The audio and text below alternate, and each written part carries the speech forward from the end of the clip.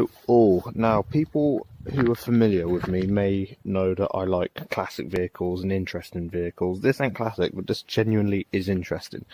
If you watch the Honda City Express video, I had that for about 9 months before I did the review, and with the Vespa I had that for about 6. But this, I've just had this for a month.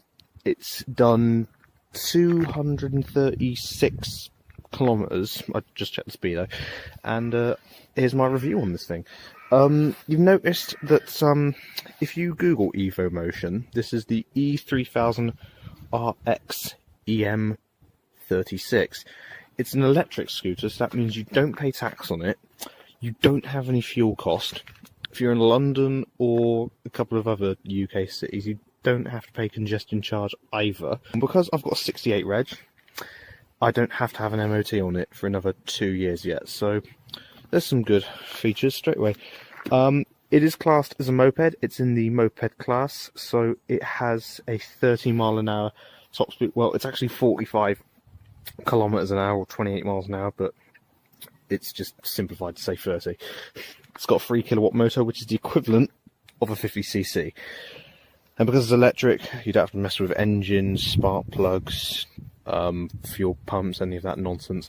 So let's just have a look, see what the vehicle's like. So yeah, this is the controls. You've got the lights, you've got the side lights, and you've got your main beam, and you've got a full beam on this side as well. I don't have it on yet, hence why nothing's coming on. Indicators left and right, I'll get onto those in a bit. Horns on both sides, which I'm not too keen on, but mind you, you don't really need to have an electric start because it is electric and it starts, well, straight away. Now, you've got your settings for the throttle, as it were. I'm just going to turn this on. You'll notice that the power bar comes on and the light comes on regardless, even if you have it off. Not sure why they did that, probably just a choice in manufacturing. This is low. You can hear that. It's pretty much the same sound when you're on the road as well, so you'll just hear that. This is medium. And this is high. The low speed will get you around 15.5 miles an hour, 25 kilometers an hour. That qualifies it to be an electric bicycle. So if you're on the low setting, you could have, well, you could just primarily use it on cycle paths, but you can't because of the other two settings. It's kilometers on the odometer because kilometers come first. You still get miles an hour, hence why it's still legal in the UK. This battery thing, I've got a bit of an issue with. I'm just going to take the key out quick. So you see that goes down when you take the battery out. It is a little bit misleading because it tells you, oh, how much battery you got. It's pretty accurate, but when it gets to about this needle here, you will notice a significant drop in power, and then the power tends to decrease rather faster when it was at full charge to this point. You got the horn, both sides as well. Now, the indicator, I was going to come back to this. Then, just listen. When you're at a junction, the indicators are louder than the bike. That is probably the most annoying indicator sound in the world. People can hear you over the bike. It's really embarrassing. It's a key, simple start, pop it in and it's automatically on. You can just go away. You don't have to worry about starting up the engine, kickstart or anything. But this is what I like. You've got a lock, steering lock. You can turn the handlebar to the left as well and it will still do the lock. But what I like about this one, you can push it up and it will prevent anyone using the keys to get in. But if you want to push it down again, you can't. This is why the back of this key is really clever. I'll just show you. You have to match the shape and you twist. So just do it again, just in case you couldn't see that. Really good design, really like it. Storage on this vehicle, you've got sort of like glove box here. Store my gloves in there, nice and snug. Put some phones, a wallet in there, for example, if you're riding.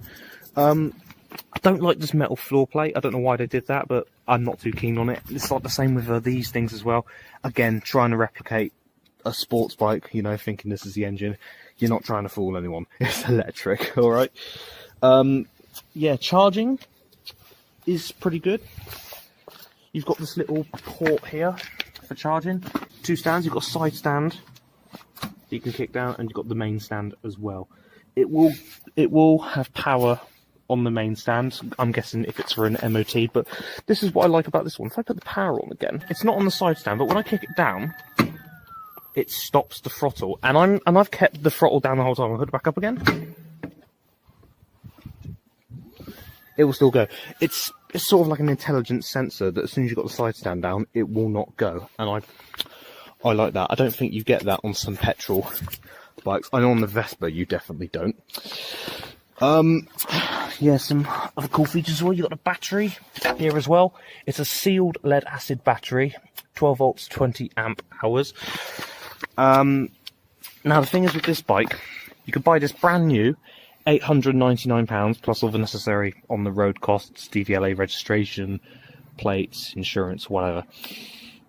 It's £899, the one with the sealed silica lead acid battery, but for an extra £400 you can get one with a lithium battery, which will have a better range, it will have a quicker recharge time, it will have more acceleration, it will have more power. It's pretty much better in every single way, and you can only get it in one colour as well, red and white, because this is the E-3000RX model in production from 2011 to 2018.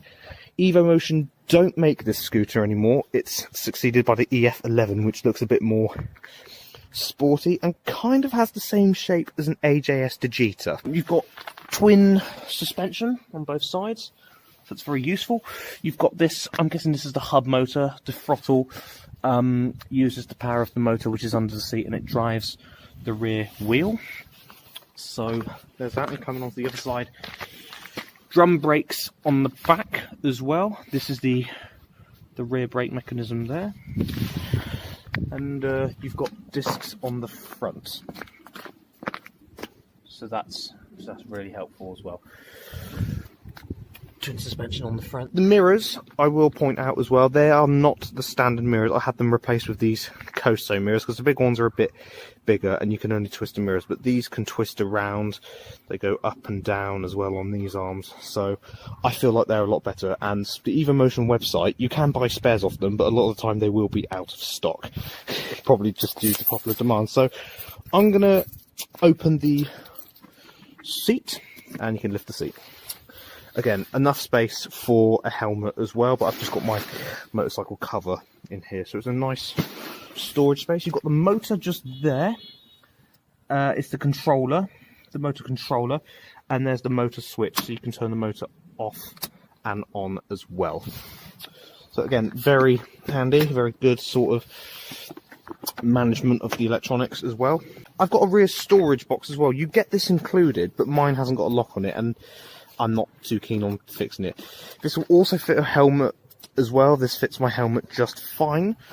But instead of the minute, I've got this box here, and basically in here I have the charger for the bike and an extension lead as well.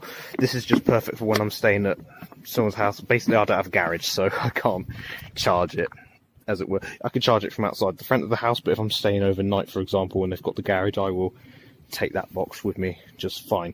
But yeah, aside from that, this is how the bike is. It's good at acceleration. It's got a very nice range for what it is. It claims to have a 50-kilometer range. 45 I've got, but 50 does sound about right. You will only go about 10 miles an hour when the battery is really low, like it was yesterday. True story. And that sounds about right. The speed claims are round about correct as well. So not only is it fantastic acceleration, not only is it fantastic range as well, as they claim, the charging time is 8 to 10 hours. That's pretty accurate as well. Sometimes it's even got me 6 or 7 hours is good for a full charge as well, but usually overnight is your best bet. It's not looking too bad. It doesn't look too bad. It's not too embarrassing. Well, unless you have the indicators on, and it's quite a nice look. It's got quite a nice look to it. It's quite chic, if you ask me. Insurance is a slightly worrying topic to worry about, because not a lot of insurance companies will recognise this vehicle as such. Lexum Insurance do.